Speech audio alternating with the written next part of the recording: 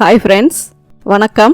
நம்ம Trinity studio Erode இதில் உங்களுக்கு நிறைய வீடியோஸ் உங்களுக்கு இருக்குது. இதில் உங்களுக்கு ஒவ்வொரு டவுட்டுக்கும், அதாவது நெக் எப்படி ஃபினிஷ் பண்ணுறது, ஸ்லீவ் எப்படி கட் பண்ணுறது, நார்மல் ப்ளவுஸ் எப்படி ஸ்டிச் பண்ணுறது, அதே மாதிரி லைனிங் ப்ளவுஸ் எப்படி ஸ்டிச் பண்ணுறது, சுடிதார் எப்படி நெக்கு கட் பண்ணுறது, நிறைய நெக் மாடல்ஸு, நிறைய பேட்டர்ன்ஸு, இப்படி உங்களுக்கு நிறைய வீடியோஸ் நம்ம ட்ரினிட்டி ஸ்டுடியோ ஈரோடு அப்படிங்கிற இதில் உங்களுக்கு நிறைய இருக்குது. நீங்கள் புதுசாக பார்க்குறவங்க இதை நீங்கள் பார்த்து அதை ட்ரை பண்ணி பாருங்கள். உங்களுக்கு ரொம்ப யூஸ்ஃபுல்லாக இருக்கும். இதுக்கு மேலே நம்ம பார்க்க போகிறது ஒரு பேட்ச் ஒர்க் ப்ளவுஸு பட்டு சாரிக்கு எப்படி தைக்கிறது அப்படிங்கிறது.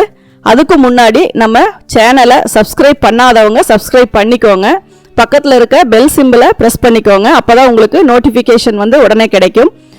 லைக் பண்ணுங்கள், ஷேர் பண்ணுங்கள். அதே மாதிரி உங்களுக்கு என்ன டவுட்ஸ் இருக்குது, என்ன மிஸ்டேக் இருக்குது, எல்லாமே நீங்கள் கமெண்ட்ஸில் போடுங்க. உங்களுக்கு என்ன வீடியோஸ் வேணும், என்ன மாடல் உங்களுக்கு தைச்சு கற்றுக்கணும் அப்படின்னு நீங்கள் விரும்புகிறீங்களோ அதையும் நீங்கள் கமெண்ட்ஸில் போட்டிங்க அப்படின்னா அதை நான் உங்களுக்கு வீடியோஸாக அப்லோட் பண்ணுறேன். இப்போ இந்த ப்ளவுஸ் எப்படி நம்ம மார்க் பண்ணி கட் பண்ணி ஸ்டிச் பண்ணுறது அப்படிங்கிறத பார்க்கலாம். இப்போ பார்த்தீங்க அப்படின்னா ஒரு பேக் போர்ஷன் நான் கட் பண்ணிக்கிட்டேன். அதனுடைய பேக் லைனிங்கும் மெயின் கிளாத்து இருக்குது. அதுக்கு என்னென்ன மெட்டீரியல் யூஸ் பண்ணணும் அப்படிங்கிறதுக்காக 2 எக்ஸ்ட்ரா கிளாத்தை நான் எடுத்து வச்சுருக்கேன். ஒன்று சாண்டல், ஒன்று golden colour. Sari sandal colour, அதில் வர பார்டர் உங்களுக்கு கோல்டன் கலர். இப்போ பார்த்தீங்கன்னா பேக் வைட் நெக்காக வேணும்னு கேட்குறவங்களுக்கு இந்த மாதிரியான டிசைன்ஸ் தான் நம்ம போட முடியும். ஏன்னா க்ளோஸராக போட்டுட்டோம் அப்படின்னா அவங்களால அது கன்வீனியண்ட்டாக இருக்காது. ஏன்னா ரொம்ப ப்ராட் நெக் போடுறவங்கெல்லாம் க்ளோஸ் நெக் மாதிரி இருக்க டிசைன் சூஸ் பண்ணி போட்டிங்க அப்படின்னா அது அவங்களுக்கு ஒரு மாதிரி இருக்கு பிடிச்ச மாதிரி இருக்கும். அது மறுபடியும் கம்பல்சரி ஆல்ட்ரு பண்ணுற மாதிரி ஆயிரும். அதனால் கொஞ்சம் ப்ராட் நெக்காக கேட்குறவங்களுக்கு அதுக்கு தகுந்த மாதிரியான டிசைன்ஸை நீங்கள் சூஸ் பண்ணிக்கோங்க. இப்போ பார்த்தீங்க அப்படின்னா நெக்கோ 2.25 வச்சு உயரம் 9.5 வச்சு நான் நெக் லைன் வரைஞ்சிருக்கேன். அதிலிருந்து கீழே ஒரு பாட் ஷேப்பில் ஒரு மார்க் பண்ணி அதை நான் அவுட்டர் கட் பண்ணி 2ஐயும் தனித்தனியாக பிரிச்சிடுறேன். அதாவது ரைட் லெஃப்ட் தனியாக வரும். சென்டர் போர்ஷனை மட்டும் நம்ம கேன்வாஸ் வச்சு அட்டாச் பண்ணணும். நெக்கோடைய ஷேப்பு பார்த்தீங்க அப்படின்னா கீழே ரவுண்டு, சைடில் ஸ்ட்ரெயிட்டு, அந்த மாதிரி வரும். இப்போ இதுக்கு எவ்வளோ கேன்வாஸ் உங்களுக்கு தேவையோ அதுக்கு தகுந்த மாதிரி நீங்கள் கேன்வாஸை கட் பண்ணி எடுத்துக்கோங்க.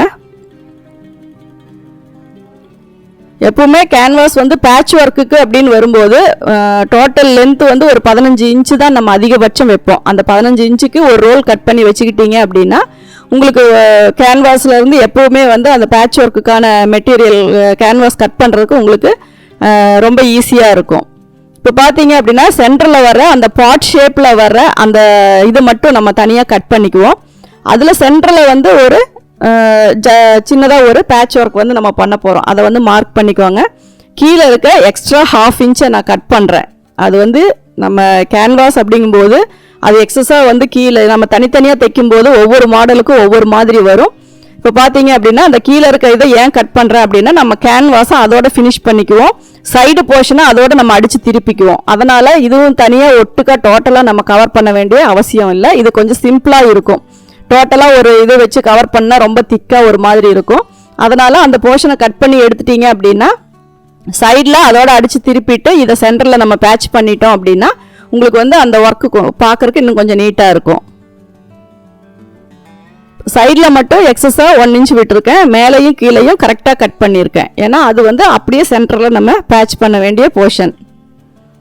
இப்போ சென்டரில் பார்த்தீங்க அப்படின்னா ஒரு என்ன ஷேப் வேணாலும் நீங்கள் இதில் வச்சுக்கலாம். ஸ்கொயர் வேணாலும் வச்சுக்கலாம், திலகம் மாதிரி வச்சுக்கலாம், இல்லை ஹார்டின் ஷேப், என்ன ஷேப் உங்களுக்கு அந்த இடத்துல வேணும் நினைக்கிறீங்களோ அது மாதிரி வச்சுக்கலாம்.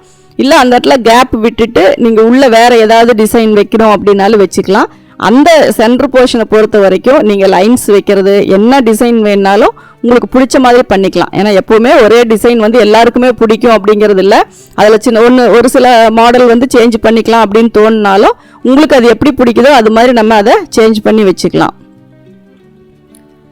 இப்போ நான் பார்த்த புக் டிசைனில் அந்த சென்டரில் எதுவுமே கிடையாது, பிளைனாக தான் இருந்தது. அந்த இடத்துல ஏதோ ஒரு டிசைன் வச்சா நல்லாயிருக்கும் அப்படிங்கிறதுனால தான் அந்த எக்ஸ்ட்ராவாக ஒரு பேட்ச் பண்ணுறோம். நீங்கள் அது பட்டு சாரி அப்படிங்கிறனால ரெடிமேட் பேட்ச் வாங்கி நீங்கள் அதில் ஒட்டிட்டாலும் ஓகே தான். இல்லை இந்த மாதிரி ஏதாவது நம்ம எக்ஸ்ட்ராவாக ஒரு ஒர்க் பண்ணாலும் உங்களுக்கு அது நீட்டாக இருக்கும். ஏன்னா அவ்வளோ போர்ஷன் பிளைனாக இருக்கும்போது பார்க்குறக்கு ரொம்ப பிளைனாக இருக்க மாதிரி தெரியும். அதனால் அந்த இடத்துல வந்து நீங்கள் இப்போ சாரியில் வேறு ஏதாவது ஒரு கலர் இருந்தால் கூட அந்த கலர் கிளாத்தை கூட நீங்கள் அந்த இடத்துல பேட்ச் பண்ணிக்கலாம். இப்போ பார்த்தீங்கன்னா நல்லா ப்ராட் நெக்காக இருக்கும். உள்ள அதுக்கான அந்த போர்ஷனில் மட்டும் நம்ம அதை வந்து பேட்ச் பண்ணிக்கலாம். கீழே இருக்க எக்ஸ்ட்ரா அந்த 1/2 இன்ச்சை நம்ம அடித்து திருப்பிக்கிட்டோம் அப்படின்னா உங்களுக்கு கரெக்டாக இந்த போர்ஷனை நீங்கள் அதில் செட் பண்ணீங்க அப்படின்னாவே நெக்கோடைய உயரம் இதெல்லாமே உங்களுக்கு கரெக்டாக வந்துடும்.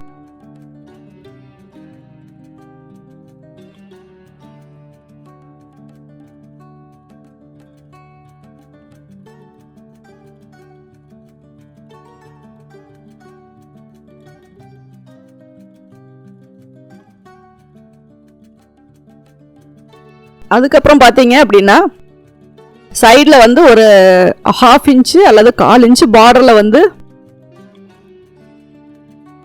ஒரு வந்து லைன் அடித்து திருப்பி நம்ம அதில் வைக்கலாம்.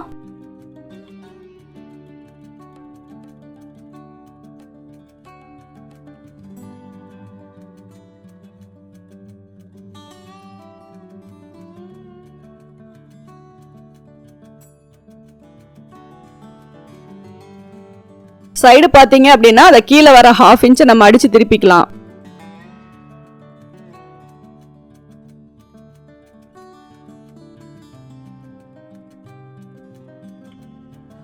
அந்த ஷேப் வந்து மாறக்கூடாது. ஏன்னா லைட்டாக ஒரு பெண்டு தான் நமக்கு வரும் கீழே இருக்கிற போர்ஷனில்.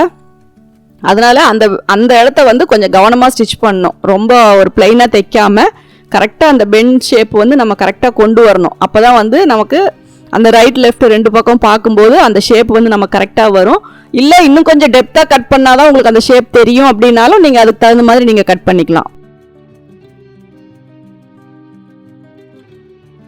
இது வந்து உங்களுக்கு பைப்பிங் வச்சு ஃபினிஷ் பண்ணணும் அப்படின்னு நீங்கள் நினச்சிங்கனாலும் பைப்பிங் வச்சுக்கலாம். நான் வந்து இதில் பார்டர் வைக்கலாம் அப்படிங்கிறதுக்காக நான் அந்த இதை விட்டுட்டேன். நீங்கள் வந்து உங்களுக்கு பைப்பிங் வேணும் அப்படின்னா இந்த லைனிங்லேயே நீங்கள் பைப்பிங் வச்சு அடித்து திருப்பிக்கிட்டீங்க அப்படின்னா அது வந்து உங்களுக்கு வேறு அந்த டிசைனே இன்னும் கொஞ்சம் வேறு மாதிரி தெரியும். அதனால் உங்களுக்கு பைப்பிங் வேணும் அப்படின்னாலும் நீங்கள் பைப்பிங் வச்சுக்கலாம். இல்லை இப்போ இதில் இருக்க மாடல் மாதிரியே வேணும் அப்படின்னாலும் இதே மாதிரி நீங்கள் வச்சுக்கலாம்.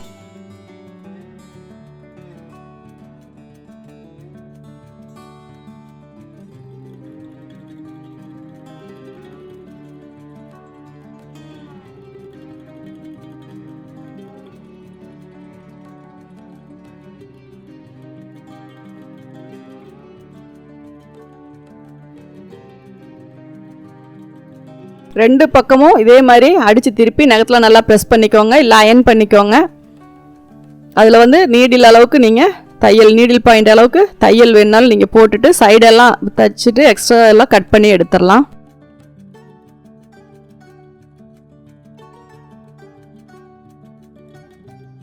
அந்த சென்டரில் இருக்கிறது வந்து உங்களுக்கு என்ன கலரில் கிளாத்தில் வேணுமோ அதை வந்து நீங்கள் அயன் பண்ணிக்கலாம். சென்டரில் வந்து உங்களுடைய சாரீக்கு என்ன கலர் நீங்கள் சூஸ் பண்ணுறீங்களோ அதில் வந்து அதிகமாக என்ன கலர் தெரியணும், கம்மியாக என்ன, ஏன்னா பார்டர் வைக்கிறதும் அந்த சென்டரில் வர்றதும் ஒரே கலராக வரும்.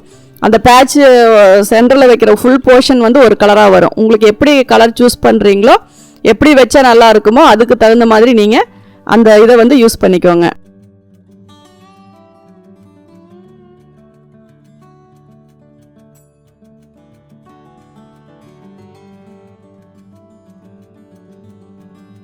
நாச்சஸ் எல்லாம் அது வந்து கரெக்டாக அந்தந்த இடத்துல நீங்கள் லைனிங் மேலே மெயின் கிளாத் அட்டாச் பண்ண உடனேயே போட்டுக்கணும். அப்படி விட்டுட்டீங்க அப்படின்னா உங்களுக்கு அது ஸ்டிச் பண்ணும்போது அந்த அளவு வந்து மாறுறதுக்கு வந்து சான்சஸ் இருக்குது.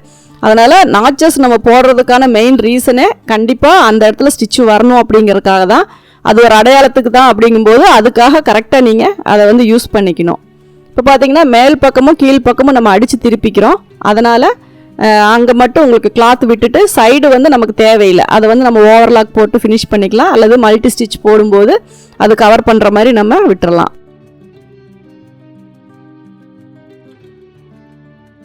இப்போ வந்து உங்களுக்கு கீழே ஃபோல்டிங் பண்ணுற வேலை வந்து இல்லை. ஏன்னா ஃபுல்லாக ஒரு கிளாத் வச்சு நம்ம எப்போவும் ஃபோல்டு பண்ணுவோம், ரொம்ப திக்காக போயிடும்.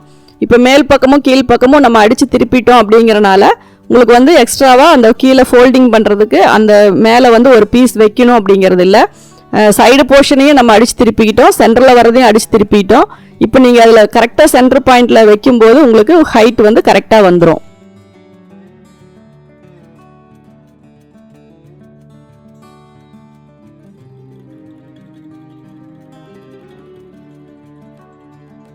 எல்லாமே ஸ்டெப் பை ஸ்டெப் ரெடி பண்ணிவிட்டு நீட்டாக அயன் பண்ணிவிட்டு அதுக்கப்புறம் பேட்ச் பண்ணிங்க அப்படிங்கும்போது உங்களுக்கு பார்க்குறக்கு ரொம்ப நீட்டாக இருக்கும்.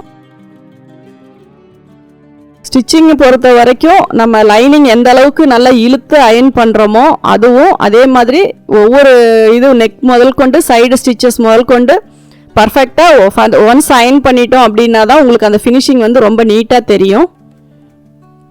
இல்லை அப்படின்னா அந்த அளவுக்கு நகத்தில் வந்து நீங்கள் அதை ப்ரெஸ் பண்ணி விடணும். ஏன்னா அந்த ஒவ்வொரு தையலும் வந்து கரெக்டாக சீட்டிங் ஆகணும். தூக்கிட்டு இருக்கிற மாதிரி இருந்தால் உங்களுக்கு வந்து அது ஃபினிஷிங் நல்லா இருக்காது. அதனால் நகத்தில் வந்து நல்லா ப்ரெஸ் பண்ணி விடணும். இப்போ இதை வந்து சென்டர் மிட் பாயிண்ட் எதுன்னு பார்த்துக்கோங்க. சென்டர் வந்து வச்சுட்டு அதில் வந்து நம்ம ரெடி பண்ணி வச்சுருக்க பேட்சை வந்து அட்டாச் பண்ணிக்கலாம்.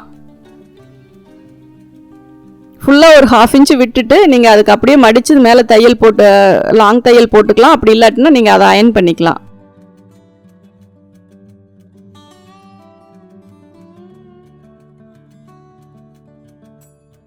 அந்த ஃபோல்டிங் மட்டும் கரெக்டாக பார்த்துக்கிட்டிங்கன்னா போதும்.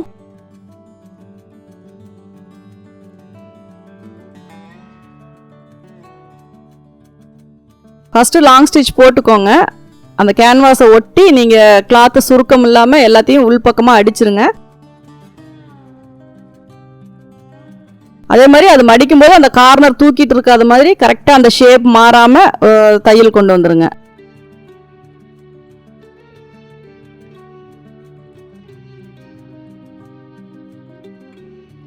இதை வந்து நம்ம கரெக்டாக அது இதில் வச்சு சென்டரில் வச்சு நம்ம தையல் போட்டுடலாம். மேலே வந்து மேட்சிங் த்ரெட் போட்டுக்கோங்க.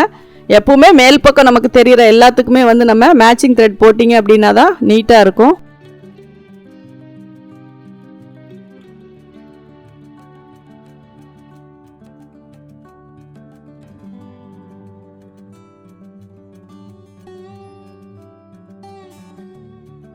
இப்போ இதை சைடில் வந்து நீங்கள் பேட்ச் பண்ணி பார்டர் வச்சிட்டிங்க அப்படின்னா உங்களுக்கு அந்த டிசைன் வந்து நீட்டாக இருக்கும். சாரீ வந்து சாண்டில் கலர், பார்டர் வந்து கோல்டன் கலர். உங்களுக்கு வந்து பிளெயினாக இந்த பிங்க் ப்ளவுஸ் போடுறதுக்கு பதிலாக அந்த கலரை இதில் ஆட் பண்ணி போடும்போது உங்களுக்கு பார்க்குறதுக்கு நல்லா நீட்டாக இருக்கும். ஃபஸ்ட்டு ஒன் சைடு ஃபினிஷ் பண்ணிக்கோங்க. அதாவது இதில் மெயினாக நம்ம பார்க்க வேண்டியது ஹைட்டெல்லாம் உங்களுக்கு ஆட்டோமேட்டிக்காக அதிலே வந்துடும். செஸ்ட் ரவுண்டை மட்டும்தான் நீங்கள் கொஞ்சம் கவனமாக பார்க்கணும். செஸ்ட் ரவுண்டுக்கு உங்களுக்கு கரெக்டாக ஒரு 38 இன்ச்சு வருது அப்படின்னா உங்களுக்கு 9.5 இன்ச்சு செஸ்ட் ரவுண்டு வந்து கண்டிப்பாக அதில் வேணும். இல்லைன்னா ரொம்ப டைட்டான மாதிரி ஆயிரும். அதுக்கு தகுந்த மாதிரி நீங்கள் செஸ்ட்டு இது பண்ணிவிட்டு சென்டரில் வர்ற பேட்சை வந்து அதில் கரெக்ட் பண்ணிக்கோங்க. அதுக்கப்புறம் நீங்கள் மார்க் பண்ணிவிட்டு ஃபஸ்ட்டு ஒன் சைடு வச்சு ஸ்டிச் பண்ணிடுங்க. அதுக்கப்புறம் ஆப்போசிட் சைடு அதை அப்படியே வச்சு மார்க் பண்ணி நீங்கள் ரெண்டாவது இதை வந்து அட்டாச் பண்ணிக்கலாம். ரெண்டும் வச்சு கன்ஃபியூஸ் பண்ணிக்க வேண்டாம். ஃபஸ்ட்டு ஒன் சைடு பேட்ச் மட்டும் கரெக்டாக வச்சுக்கோங்க.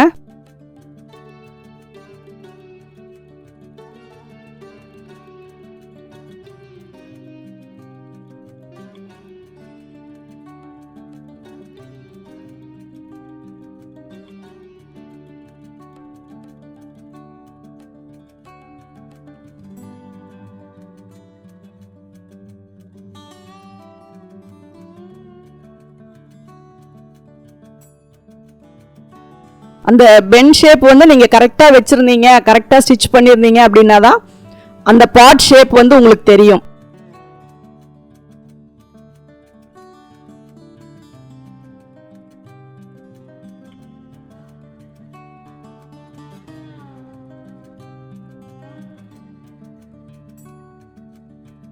அப்படியே ஃபோல்டு பண்ணி மார்க் பண்ணிக்கோங்க. அதுக்கப்புறம் அந்த இடத்துல வச்சு அதை இன்னொரு பீஸை ஜாயின் பண்ணிக்கோங்க.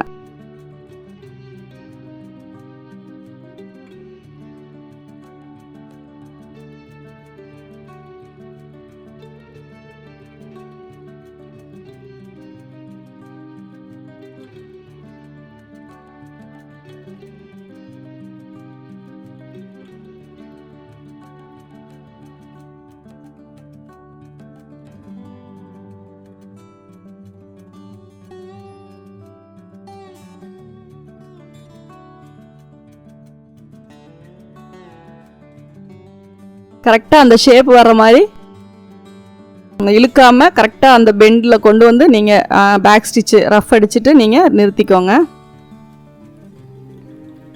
அதுக்கப்புறம் நீங்கள் அதை ஓவர்லாக் போடுறதுனால போட்டுக்கலாம். இல்லை மல்டி ஸ்டிச் வேணும் அப்படின்னா கொஞ்சம் ஒரு 1/2 இன்ச்சு விட்டு நீங்கள் அதை கட் பண்ணி எடுத்துக்கலாம்.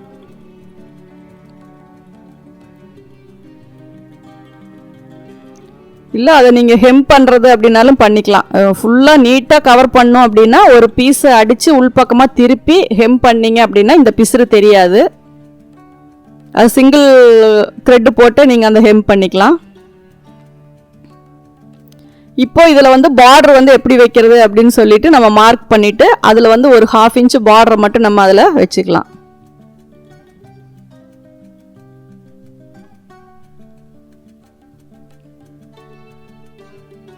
ஒன் சைடு எங்கே ஸ்டார்ட் பண்ணுறோமோ அது மாறாமல் வரணும் அப்படின்னா கரெக்டாக ஆம்ஹோல் சைடு நாச் போட்டுக்கோங்க. அப்போ தான் வந்து அந்த ஷேப் மாறாமல் உங்களுக்கு அந்த பார்டர் வந்து நம்ம வைக்க முடியும்.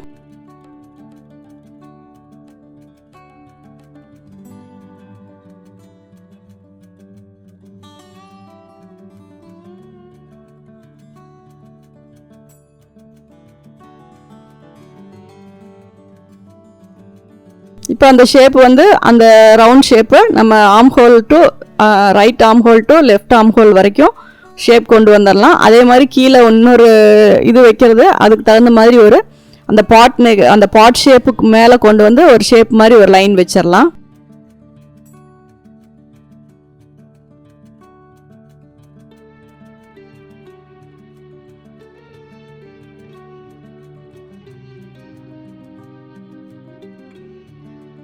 இது வந்து நம்ம ஆம்ஹோல் நாச்சோட இருக்கிறனால அந்த நாச்சே உங்களுக்கு போதும். நீடில் மார்க் மட்டும் போட்டுட்டு அதுக்கு தகுந்த மாதிரி நீங்கள் அந்த ஷேப் வந்து வரைஞ்சிக்கலாம்.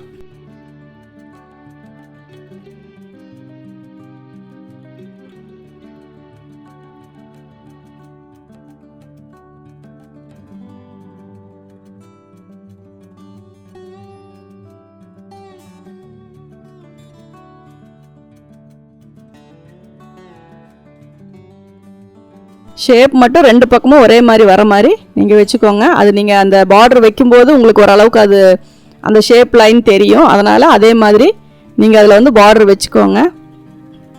கிராஸ் பீஸாக அடித்து திருப்பிக்கோங்க.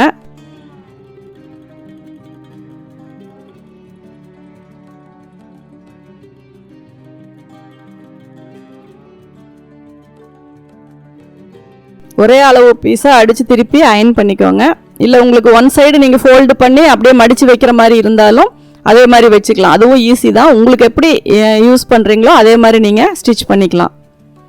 திருப்பாமையே நம்ம தையல் மட்டும் போட்டு மடித்து அது மேலே வைக்கிற மாதிரி இருந்தாலும் உங்களுக்கு அந்த மாதிரி வச்சுக்கலாம். அது இன்னும் கொஞ்சம் ஈஸியாக தான் இருக்கும்.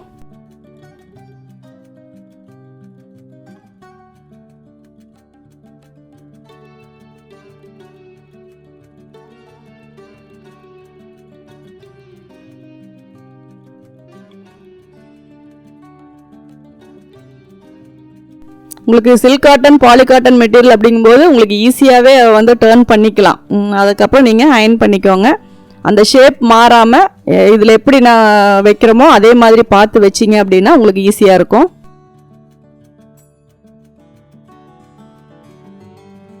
ஃபஸ்ட்டு சைடில் இருக்க போர்ஷன் வந்து வைக்கிறோம்.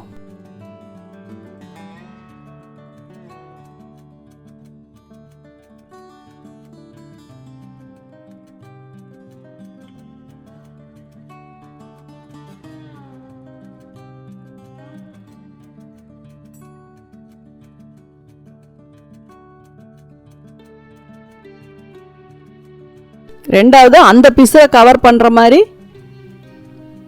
சைடில் இருக்க அந்த ஒரு ஸ்ட்ரைட் வந்து வைக்கிறோம்.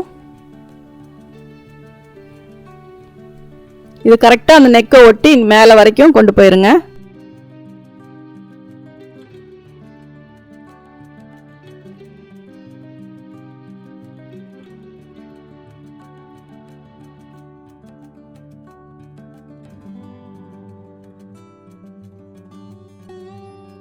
கிராஸ் பீஸாக இருந்தாவே உங்களுக்கு எப்படி ஓரளவுக்கு பெண்ட் பண்ணும் அப்படின்னாலும் அந்தந்த இடத்துக்கு தகுந்த மாதிரி அது வந்து நல்லா ஃப்ளெக்சிபிளாக தான் இருக்கும். அதனால தான் கிராஸ் பீஸ் போட சொல்கிறோம். ஸ்ட்ரெயிட் போட்டிங்க அப்படின்னா உங்களுக்கு சுருக்கம் அதிகமாக வரும். அது உங்களுக்கு ஃபோல்டிங் அந்த இடத்துல வந்து பெண்ட் ஆகாது.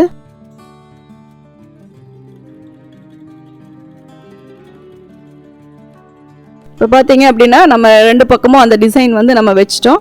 இதுக்கப்புறம் யூஸ்வலாக எப்பவும் போல் ஸ்லீவு, ஃப்ரண்ட் நெக்கு, ஃப்ரண்ட் இதெல்லாமே ரெடி பண்ணி நம்ம அட்டாச் பண்ணிக்கலாம். ஸ்லீவுக்கு வேணும் அப்படின்னா பைப்பிங் வச்சுக்கலாம். அப்படி இல்லை அப்படின்னா நீங்கள் நார்மலாக இந்த பார்டரோ இல்லை ஏதோ டிசைன் பண்ணணும் இல்லை ஏதாவது மாடல் ஸ்லீவ் வைக்கணும் அப்படின்னாலும் நீங்கள் அதுக்கு தகுந்த மாதிரி நீங்கள் வச்சுக்கலாம்.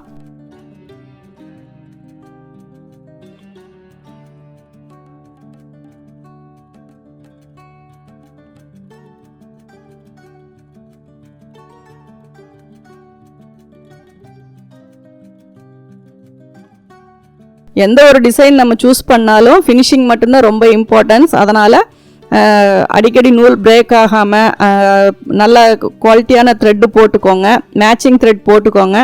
இந்த மாதிரியெல்லாம் போட்டு நீங்கள் பண்ணும்போது உங்களுடைய ஒர்க்கு வந்து அயன் பண்ணி நீட் பண்ணி போடும்போது உங்களுக்கு ஃபினிஷிங் நீட்டாக இருக்கும். இதை பார்த்து நீங்கள் ட்ரை பண்ணி பாருங்கள். Thank you viewers. நீங்கள் தொடர்ந்து இந்த சேனலை பார்த்து யூஸ் பண்ணிக்கணும் அப்படின்னா இந்த சேனலை சப்ஸ்கிரைப் பண்ணுங்கள், பெல் பட்டன் ப்ரெஸ் பண்ணுங்கள், உங்கள் ஃப்ரெண்ட்ஸ் கிட்ட ஷேர் பண்ணுங்கள். அதில் ஏதாவது உங்களுக்கு கமெண்ட்ஸ் தெரிவிக்கணும்னா கமெண்ட்ஸ் பாக்ஸில் போடுங்க. தேங்க்யூ ஃபார் வாட்சிங்.